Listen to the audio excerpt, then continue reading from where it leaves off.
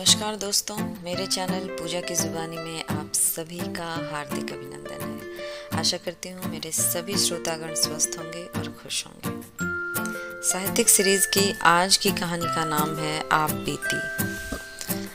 प्रायः अधिकांश साहित्य सेवियों के जीवन में एक ऐसा समय आता है जब पाठकगण उनके पास श्रद्धापूर्ण पत्र भेजने लगते हैं। कोई उनकी रचना शैली की प्रशंसा करता है, कोई उनके सद्विचारों पर मुग्ध हो जाता है। लेखक को भी कुछ दिनों से यह सौभाग्य प्राप्त है। ऐसे पत्रों को पढ़कर उसका हृदय कितना गदगद हो जाता है, इसे किसी साहित्य सेवी से ही पूछना चाहिए। अपने फटे कंबल पर बैठा हुआ वह गर्व और आत्मगौरव की लहरों में डूब जाता है। भूल जाता है कि रात को गीली लकड़ी से भोजन पकाने के कारण सिर में कितना दर्द हो रहा था। खटमलों और मच्छरों ने रात भर कैसे नींद हराम कर दी थी। मैं भी कुछ हूँ, यह अहंकार उसे एक क्षण के लिए उन्मत्त बना देता है। पिछले साल सावन के महीने में मुझे एक ऐसा ही पत्र मिला। उसमें मेरी क्षुद्र रचनाओं की दिल खोलकर दाद दी गई थी। पत्र प्रेषक महोदय स्वयं एक अच्छे कवि थे।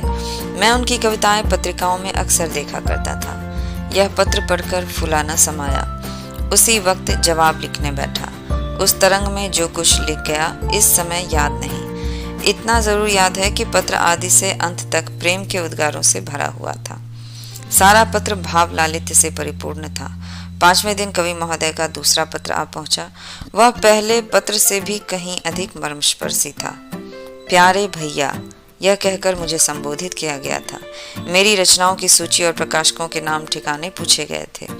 अंत में यह शुभ समाचार कि मेरी पत्नी जी को आपके ऊपर बड़ी श्रद्धा है। वह बड़े प्रेम से आपकी रचनाओं को पढ़ती हैं।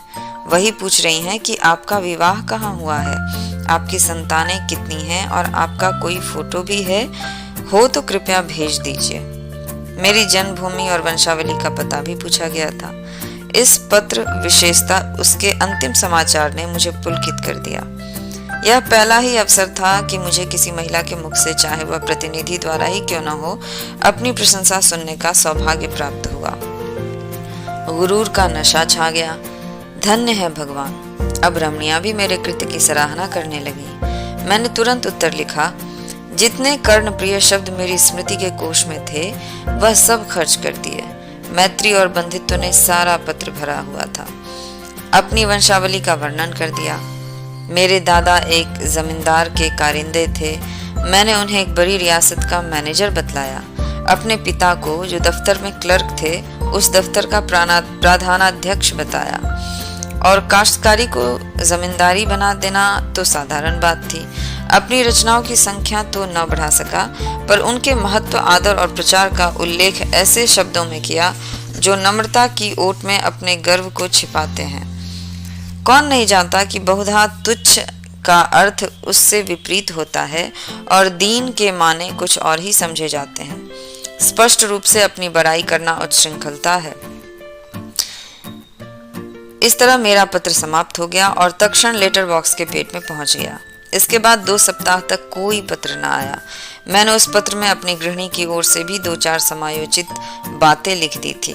आशा थी घनिष्ठता और भी घनिष्ठ होगी। कहीं कविता में मेरी प्रशंसा हो जाए तो क्या पूछना। फिर तो साहित्य संसार में मैं ही मैं नजर आऊं। इस चुप्पी से कुछ निराशा होने लगी, लेकिन इस डर से कि कहीं कवि जी मुझे मतलबी अथवा सेंटिमेंटल न समझ लें, कोई पत्र न लिख सका। आश्विन का महीना था और तीसरा पहर था। रामलीला की धूम मची हुई थी। मैं अपने एक मित्र के घर चला गया था। ताश की बाजी हो रही थी। सहसा एक महाशय मेरा नाम पूछते हुए आए और मेरे पास कुर्सी पर बैठ गए, और मेरा उनसे कभी का परिचय भी न था। सोच रहा था वह कौन आदमी है और यहाँ कैसे आया। यार लोग उन महाशय की ओर देखकर आपस में इशारेबाजियां कर रहे थे। उनके आकार प्रकार में कुछ नवीनता अवश्य थी। श्यामा वर्ण, नाटा डील, मुख पर चेचक के दाग, नंगा सिर, बाल संवारे हुए, सिर्फ सादी कमीज, गले में फूलों की एक माला, पैर में फुल बूट और हाथ में एक मोटी सी पुस्तक। मैंने विस्मित होकर नाम पूछा। उत्तर मिला, मुझे उमापति नारायण कहते हैं। मैं उठकर उनके गले से लिपट गया। यह वही कवि महोदय थे जिनके कई प्रेम पत्र मुझे मिल चुके थे। कुशल समाचार पूछा, पान इलायची से खातिर की, फिर पूछा आपका आना कैसे हुआ। उन्होंने कहा, मकान पर चलिए तो सब वृत्तांत कहूँगा। मैं आपके घर गया था, वहाँ मालूम हुआ आप यहाँ हैं, तो पूछता हुआ यहाँ चला आया। मैं उमापति जी के साथ घर चलने को उठ खड़ा हुआ। जब वह मेरे कमरे से बाहर निकल गए तो मेरे मित्र ने पूछा, यह कौन साहब हैं? ये मेरे एक नए दोस्त हैं। मित्र, जरा इनसे होशियार रहिएगा, मुझे तो उच्च कैसे मालूम होते हैं।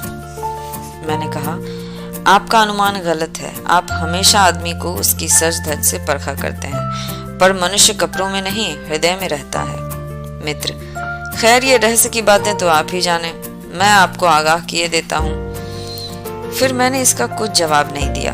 उमापति जी के साथ घर पर आया, बाजार से भोजन मंगवाया, फिर बातें होने लगी। उन्होंने अपनी कई कविताएं सुनाई। स्वर बहुत सरस और मधुर था। कविताएं तो मेरी समझ में खाक न आई, पर मैंने तारीफों के पुल बांध दिए। झूम झूम कर वाह वाह करने लगा, जैसे मुझसे बढ़कर कोई काव्य रसिक संसार में न होगा। संध्या को हम रामलीला देखने गए। लौटकर उन्हें फिर भोजन कराया। अब उन्होंने अपना वृत्तांत सुनाना शुरू किया। इस समय वह अपनी पत्नी को लेने के लिए कानपुर जा रहे हैं। उसका मकान कानपुर में ही है। उनका विचार है कि एक मासिक पत्रिका निकालें। उनकी कविताओं के लिए एक प्रकाशक 1000 रुपए देता है, पर उनकी इच्छा तो यह है कि उन्हें पहले पत्रिका में क्रमशः निकालकर फिर अपनी ही लागत से पुस्तकाकार छपवाएं। कानपुर में उनकी जमींदारी भी है, पर वह साहित्यिक जीवन व्यतीत करना चाहते हैं। जमींदारों से उन्हें घृणा है। उनकी स्त्री एक कन्या विद्यालय में प्रधानाध्यापिका है। आधी रात तक बातें होती रही। अब उनमें से अधिकांश याद नहीं है। हाँ, इतना याद है कि हम दोनों ने मिलकर अपने भावी जीवन का एक कार्यक्रम तैयार कर लिया था। मैं अपने भाग्य को सराहता था कि भगवान ने बैठे बिठाए ऐसा सच्चा मित्र भेज दिया। आधी रात बीत गई, तब जाकर हम दोनों सोए। उन्हें दूसरे दिन 8 बजे की गाड़ी से जाना था। मैं जब सोकर उठा तब 7 बज चुके थे। उमापति जी हाथ मुंह धोए तैयार होकर बैठे थे। बोले, अब आज्ञा दीजिए, लौटते समय इधर से ही जाऊंगा। इस समय आपको कुछ कष्ट दे रहा हूँ, क्षमा कीजिएगा। मैं कल चला तो प्रातः काल के 4 बजे थे।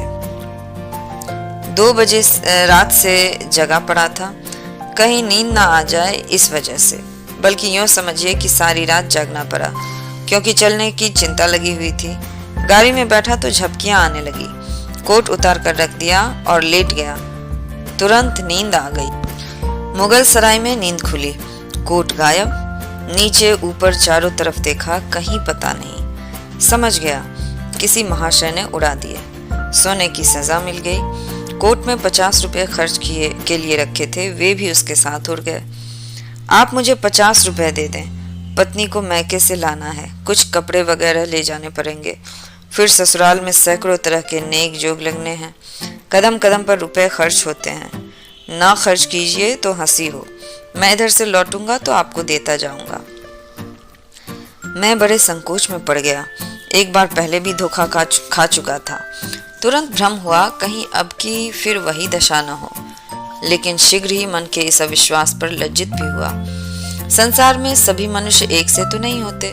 यह बेचारे इतने सज्जन हैं, इस समय संकट में पड़ गए हैं और मिथ्या संदेह में पड़ा हूँ। घर आकर पत्नी से मैंने कहा, तुम्हारे पास कुछ रुपए तो नहीं है? स्त्री, क्या करोगे? मैंने कहा, मेरे मित्र जो कल आए हैं ना, उनके रुपए किसी ने गाड़ी में चुरा लिए। उन्हें बीवी को विदा कराने ससुराल जाना है, लौटते आएंगे तो दे देंगे। पत्नी ने व्यंग करके कहा, तुम्हारे यहाँ जितने मित्र आते हैं सब तुम्हें ठगने ही आते हैं, सभी संकट में ही पड़े होते हैं। जाओ, मेरे पास कोई रुपया नहीं है। मैंने खुशामद करते हुए कहा, दे भी दो, बेचारे तैयार खड़े हैं, गाड़ी छूट जाएगी। स्त्री ने कहा, कह दो इस समय घर में रुपए नहीं हैं। मैंने कहा, यह कह देना आसान नहीं है। इसका अर्थ तो यह है कि मैं दरिद्र ही नहीं मित्रहीन भी हूँ। नहीं तो क्या मेरे लिए 50 रुपए का इंतजाम ना हो सकता? उमापति को कभी विश्वास ना आएगा कि मेरे पास रुपए नहीं है। इससे तो कहीं अच्छा हो कि साफ साफ यह कह दिया जाए कि हमको आप पर भरोसा नहीं है, हम आपको रुपए नहीं दे सकते। कम से कम अपना पर्दा तो ढका रह जाएगा। श्रीमती ने झुंझलाकर संदूक की कुंजी मेरे आगे फेंक दी और कहा, तुमसे जितना बहस करूं वो कम है, क्योंकि तुम्हें इतना ही आता है। आदमियों को परखना तो तुम्हें आता ही नहीं। ले जाओ, दे दो, किसी तरह तुम्हारी मर्जाद तो बनी रहे, लेकिन उधार समझकर मत दो। यह समझ लो कि मैंने पानी में ही फेंक दिया। मुझे तो आम खाने से काम था, पेड़ गिनने से नहीं। मैंने चुपके से रुपए निकाले और लाकर उमापति को दे दिया। फिर लौटती बार आकर रुपए दे जाने का आश्वासन देकर वह चले गए। 7वें दिन शाम को वह घर से लौट आए। उनकी पत्नी और पुत्री भी साथ में थी। मेरी पत्नी ने शक्कर और दही खिलाकर उनका स्वागत किया। मुंह दिखाई के 20 रुपए भी दिए। उनकी पुत्री को भी मिठाई खाने को 2 रुपए दिए। मैंने समझा था उमापति आते ही मेरे रुपए गिनने लगेंगे, लेकिन उन्होंने पहर रात गए तक रुपए का नाम भी नहीं लिया। जब मैं घर में सोने गया तो बीवी ने कहा, इन्होंने तो रुपए भी नहीं दिए जी। फिर पत्नी ने व्यंग से हंसकर कहा, खैर सचमुच तुम्हें यह आशा भी थी कि आते ही के साथ ये तुम्हारे रुपए देंगे। मैंने तो तुमसे पहले ही कह दिया था कि दे दो, मगर आशा मत रखना। यही समझ लो कि किसी मित्र को सहायतार्थ दे दिए। लेकिन तुम भी विचित्र आदमी हो। मैं लज्जित और चुप हो गया। उमापति जो 2 दिन रहे, मेरी पत्नी ने उनका यथोचित आदर सत्कार भी किया, लेकिन मुझे उतना संतोष न था। मैं समझता था इन्होंने मुझे धोखा दिया। तीसरे दिन प्रातःकाल वह चलने को तैयार हुए। मुझे अब भी आशा थी कि वह रुपए देकर जाएंगे, लेकिन जब उनकी नई राम कहानी सुनी तो सन्नाटे में आ गया। वह अपना बिस्तर बांधते हुए बोले, बड़ा ही खेद है कि मैं अब की बार आपके रुपए न दे सका। बात यह है कि मकान पर पिताजी से भेंट ही नहीं हुई। वह तहसील वसूल करने गांव चले गए थे और मुझे इतना अवकाश न था कि गांव तक जाता। रेल का रास्ता नहीं है, बैलगाड़ियों पर जाना पड़ता है। इसलिए मैं एक दिन मकान पर रहकर ससुराल चला गया। वहां सब रुपए खर्च हो गए। विदाई के रुपए ना मिल जाते तो यहाँ तक आना भी कठिन था। अब मेरे पास रेल तक का किराया नहीं है। आप मुझे 25 रुपए और दे दें, मैं वहां जाते ही भेज दूंगा। मेरे पास इक्के तक का किराया नहीं है। जी में तो आया कि टका सा जवाब दे दूं, पर इतनी अशिष्टता मुझसे ना हो सकी। फिर पत्नी के पास गया और उनसे रुपए मांगे। अब कि उन्होंने बिना कुछ कहे सुने रुपए निकालकर मेरे हवाले कर दिए। मैंने उदासीन भाव से रुपए उमापति जी को दे दिए। जब उनकी पुत्री और अर्धांगिनी जीने से उतर गईं, तो उन्होंने बिस्तर उठाया और मुझे प्रणाम किया। मैंने बैठे बैठे सिर हिलाकर जवाब दिया। उन्हें सड़क तक पहुंचाने भी न गया। 1 सप्ताह के बाद उमापति जी ने लिखा, मैं कार्यवश बरार जा रहा हूँ, लौट कर रुपए भेजूंगा। 15 दिन के बाद एक पत्र लिखकर कुशल समाचार पूछे। कोई उत्तर ना आया। 15 दिन के बाद फिर रुपयों का तकाजा किया। उसका भी कुछ जवाब न मिला। 1 महीने के बाद फिर तकाजा किया। उसका भी यही हाल। एक रजिस्ट्री पत्र भेजा, वह पहुंच गया, इसमें तो संदेह नहीं, लेकिन जवाब उसका भी ना आया। समझ गया समझदार जोरू ने जो कुछ कहा था वह अक्षरशः सत्य था। निराश होकर चुप हो गया। इन पत्रों की मैंने अपनी पत्नी से भी चर्चा नहीं की और न उससे कुछ इस बारे में पूछा ही। इस कपट व्यवहार का मुझ पर वही असर पड़ा जो साधारणतः स्वाभाविक रूप से पड़ना चाहिए। इसी महीने की बात है। मेरे यंत्रालय में एक नया कंपोजिटर बिहार प्रांत से आया। काम में चतुर जान पड़ता था। मैंने उसे 15 रुपए मासिक पर नौकर रख लिया। पहले किसी अंग्रेजी स्कूल में पढ़ता था। असहयोग के कारण पढ़ना छोड़ बैठा था। घर वालों ने किसी प्रकार की सहायता देने से इनकार कर दिया था। विवश होकर उसने जीविका के लिए यह पेशा अख्तियार कर लिया। कोई 17-18 वर्ष की उम्र थी। स्वभाव में गंभीरता थी। बातचीत बहुत सलीके से करता था। यहाँ आने के तीसरे दिन बुखार आने लगा था। 2-4 दिन तो ज्यों-त्यों करके काटे, लेकिन जब बुखार ना छूटा तो घबरा गया। घर की याद आई और कुछ ना सही, घर वाले क्या दवा दर्पण भी ना करेंगे। मेरे पास आकर बोला, महाशय मैं बीमार हो गया हूँ, आप कुछ रुपए दे दें तो घर चला जाऊं। वहां जाते ही रुपयों का प्रबंध करके भेज दूंगा। वह वास्तव में बीमार था। मैं उससे भली भांति परिचित था। यह भी जानता था कि यहाँ रहकर वह कभी स्वास्थ्य लाभ नहीं कर सकता। उसे सचमुच सहायता की जरूरत थी। पर मुझे शंका हुई कि कहीं यह भी रुपए हजम न कर जाए। जब एक विचारशील, सुयोग्य विद्वान पुरुष धोखा दे सकता है, तो ऐसे अर्धशिक्षित नवयुवक से कैसे यह आशा की जाए कि वह अपने वचन का पालन करेगा। मैं कई मिनट तक घोर संकट में पड़ा रहा। अंत में बोला, भाई, मुझे तुम्हारी दशा पर बहुत दुख है, मगर मैं इस समय कुछ न कर सकूंगा। बिल्कुल खाली हाथ हूँ। मुझे बहुत खेद है। यह कोरा जवाब सुनकर उसकी आंखों से आंसू गिरने लगे। वह बोला, आप चाहें तो कुछ न कुछ प्रबंध अवश्य कर देंगे। मैं जाते ही आपके रुपए भेज दूंगा। आप मुझ पर विश्वास करें। मैंने दिल में कहा, यहाँ तो तुम्हारी नीयत साफ है, लेकिन घर पहुंचकर भी यही नीयत रहेगी, इसका क्या प्रमाण है।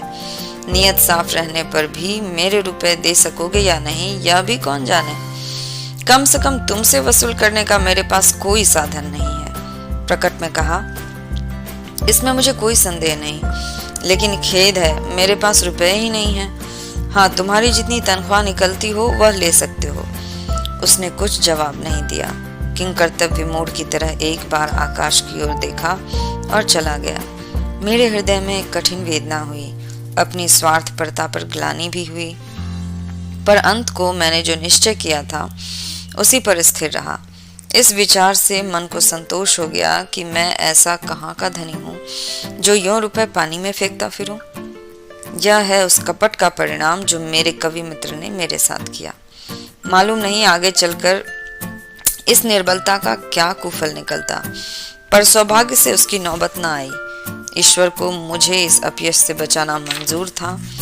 जब वह आंखों में आंसू भरे मेरे पास से चला, तो कार्यालय के एक क्लर्क पंडित पृथ्वीनाथ से उसकी भेंट हो गई। पंडित जी ने उससे हाल पूछा। पूरा वृत्तांत सुन लेने पर बिना किसी आगे पीछे के उन्होंने 15 रुपए निकालकर उसे दे दिए। ये रुपए उन्हें कार्यालय के मुनीम से उधार लेने पड़े। मुझे यह हाल मालूम हुआ तो हृदय के ऊपर से एक बोझ सा उतर गया। अब वह बेचारा मजे से अपने घर पहुंच जाएगा। यह संतोष मुफ्त ही में प्राप्त हो गया। कुछ अपनी नीचता पर भी लज्जा आई। पर कहीं बच्चा को रुपए ना मिले तो खूब छकेंगे। हजरत को आड़े हाथों लूंगा, किंतु मेरी यह अभिलाषा पूरी ना हुई। 5वें दिन ही रुपए आ गए। ऐसी और आंखें खोल देने वाली यातना मुझे और कभी नहीं मिली थी। खैरियत यह थी कि मैंने इस घटना की चर्चा अपनी स्त्री से नहीं की थी, नहीं तो मुझे तो घर में रहना भी मुश्किल हो जाता। उपर्युक्त वृत्तांत लिखकर मैंने एक पत्रिका में भेज दिया। मेरा उद्देश्य केवल यह था कि जनता के सामने कपट व्यवहार के कुपरिणाम का एक दृश्य रखूं। मुझे स्वप्न में भी यह आशा न थी कि कोई प्रत्यक्ष फल निकलेगा। इसी से जब चौथे दिन अनायास मेरे पास 75 रुपए का मनी ऑर्डर आ पहुंचा, तो मेरे आनंद की सीमा न रही। प्रेषक वही महाशय थे, उमापति।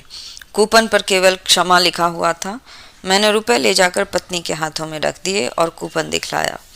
उसने अनमने भाव से कहा, इन्हें ले जाकर यत्न से अपने संदूक में रखो। तुम ऐसे लोभी प्रकृति के मनुष्य हो, यह मुझे आज ज्ञात हुआ। थोड़े से रुपए के लिए किसी के पीछे पंजे झाड़कर पड़ जाना सज्जनता नहीं है। जब कोई शिक्षित और विनयशील मनुष्य अपने वचन का पालन न करे, तो यही समझना चाहिए कि वह विवश है। विवश मनुष्य को बार बार तकाजों से लज्जित करना भलमनसी नहीं है। इन रुपयों को मैं तब तक अपने पास नहीं रखूंगी जब तक उमापति का कोई पत्र नहीं आ जाएगा कि क्यों रुपए भेजने में विलंब हुआ।